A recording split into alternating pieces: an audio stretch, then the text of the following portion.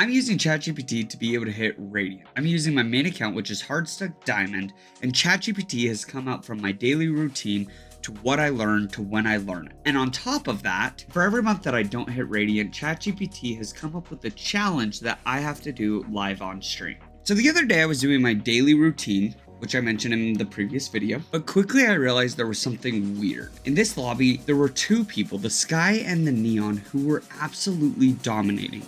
So using Valtracker, I looked at their ranks. Yeah, these guys were no joke. One was Immortal and one was Radiant. This deathmatch wasn't very long. They absolutely dominated the match and won very quickly. But it got me thinking, what is the difference between me, which is a Hardstuck Diamond, and a Radiant player? Like, what separates me from being tense? So the main thing I noticed about the Radiants versus myself is almost every single person in the top leaderboard for Radiant are very consistent, they're very fast, but they're also extremely precise. Having your aim being consistent, precise, and fast, or like working on your aim isn't like how you hit Radiant, because there's a lot more. There's movement, there's decision making, game sense, different things like that. But really it's the first step towards Radiant, and in the end of the day, having this be a first-person shooter, you need to be able to shoot the person faster than they can shoot you. So I had 3 goals for this week. Starting, finding a warm-up routine that helped me build that consistency. And the second was to have a 30% headshot on average. As a duelist, I will in the future want to get that to about 40% consistently. But starting off, my first goal is 30. And then obviously my third goal is going to be to just aim train every day and improve my score. So I want to mention the difference between a warm-up versus training is a warm-up is designed to get your body ready to play, while training is aimed to improve your playing ability through focused practice. In high school, when I tried out for wrestling, the coach had a massive sign above the gym. It just said, "Our warm-up is harder than your workout." I only mention this because on Monday I tried the charlatan routine. I feel like charlatan is kind of like that thought process because his warm-up genuinely felt more like my aim training versus my warm-up. It kind of had a negative effect. It was actually my worst day. I think this was a skill diff. I think if I was a top tier Radiant or someone who was rigorously training daily, this would be a good warm-up. I felt like my aim was off, like I won every single game, but I felt very unrewarded because I genuinely was carried the entire day. Like I wasn't at my peak level of playing that day because I felt like I overworked myself in the warm-up. Day 2 was just a really hard day at work and I just was exhausted. You know, they say, like it even says in ChatGPT, don't force a bad session, which I didn't listen to. So I just said the first loss, I'm off. And I bot fragged 3 wins. So after the third game, I just had to get off the game for my own sanity. I just felt so off the first 2 days of this week that the third day I really just wanted to really getting in the zone so I could just grind. Yeah, Wednesday I did the Kovacs routine, which was suggested by ChatGPT.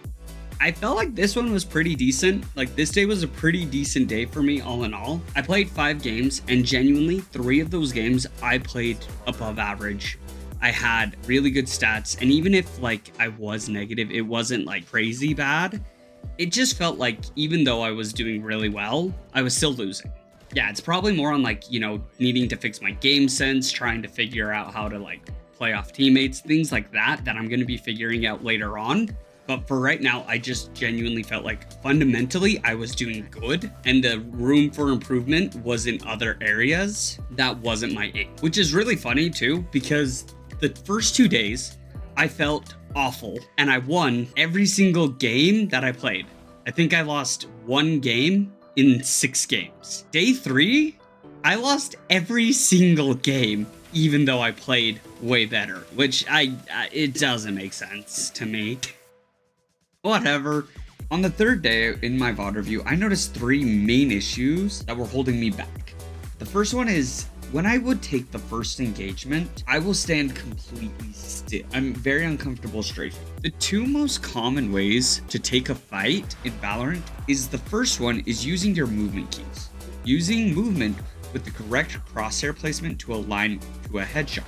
And if you miss, you use this same technique, strafing back and forth, implementing dead zones or pixel shot. They're the same thing, just different name. The second is relying on your aim, peeking out and using your aim to align a headshot, then strafing while tracking the enemy's head. Both have their benefits and both have their weaknesses. Using your raw aim is faster, but using movement keys is more accurate and consistent. So after learning a little bit more about how to take engagements in Valorant, I discussed this with a Radiant, and after looking at my gameplay, we decided I should make my own version of this technique. We're gonna call it the Mo technique.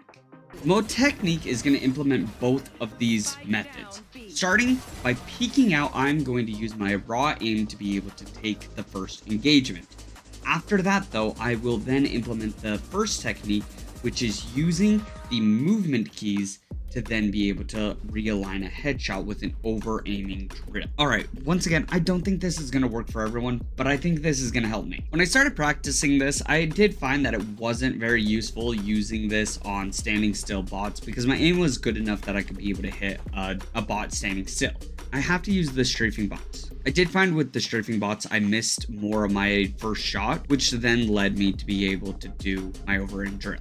The second thing that I really found in my VOD reviews was that I wasn't prepared for the fight 50% of the time. The 50% that I normally win those fights. I'm ready for it, my crosshair's in the right place, I peek well. If I'm not ready for that fight, then my crosshair placement is abysmal. I get scared and I panic spray. This made it so that it was almost a certainty that I lost that fight. Apart from going into custom matches and just practicing always having my crosshair at head height, I genuinely don't know how I can fix this one. I feel like this is a mental preparedness over a measurable skill. Let me know in the comments below if you've had this issue and how you fixed it. The next couple days, I genuinely feel like weren't too notable. Thursday, just played my games, worked on the same things, aim, mechanic, and I'm excited to start working on game sense next week. But Friday, I had a breaking point.